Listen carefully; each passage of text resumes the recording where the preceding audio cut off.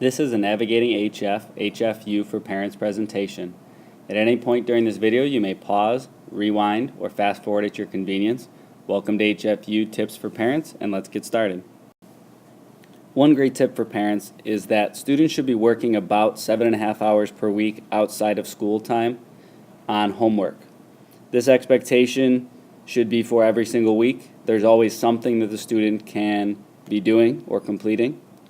And if you're unavailable during the homework time, take 5 minutes to check their planner, to check the homework log, and those are both explained in the HFU organizational video. As much as possible, try to be informed on your students' progress.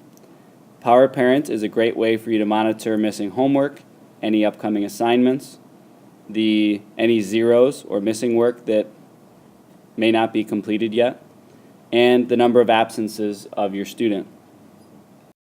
There is also free tutoring available before and after school in the TLC.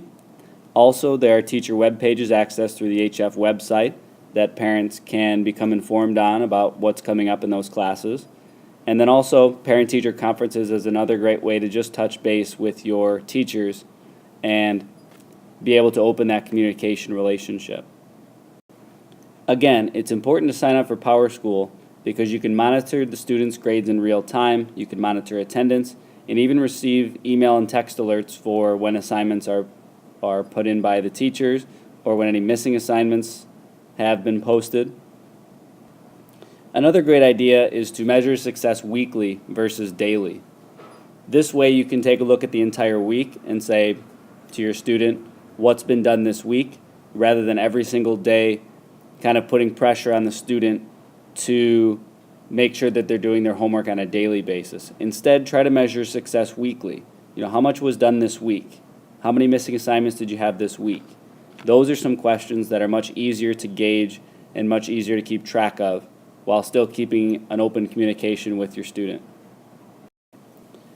Other ideas might be to use reinforcers and consequences for your student. One example might be to allow your student freedom to work through the week, and then at the end of that week, you can be there for the reflective piece and say, well, how did you do this week? How many missing assignments? If it was 0, great. That means that they are making good choices, and you gave them the freedom you allowed them to be. However, if you, at the end of the week, find out that he or she has had several missing assignments, then you may want to go back and say, well, what could you have done differently? But it still allows them to make their own decisions, and it doesn't feel like they're being micromanaged by you, the parent. Another idea might be to use consequences, reduced privileges, reduced luxuries. Taking away the cell phone or limiting access to the computer or TV or expensive clothes is a way to enforce that school is important and you won't receive any benefits if you're not completing your homework properly. Lastly, if you have questions, always start with the classroom teachers. Be open to constructive feedback on what they have to say. And then lastly, if a student is having difficulty in more than one class, then work through your student's guidance counselor to figure out the best plan of action for your student to get back on track. Thank you for watching, and we hope this presentation was helpful.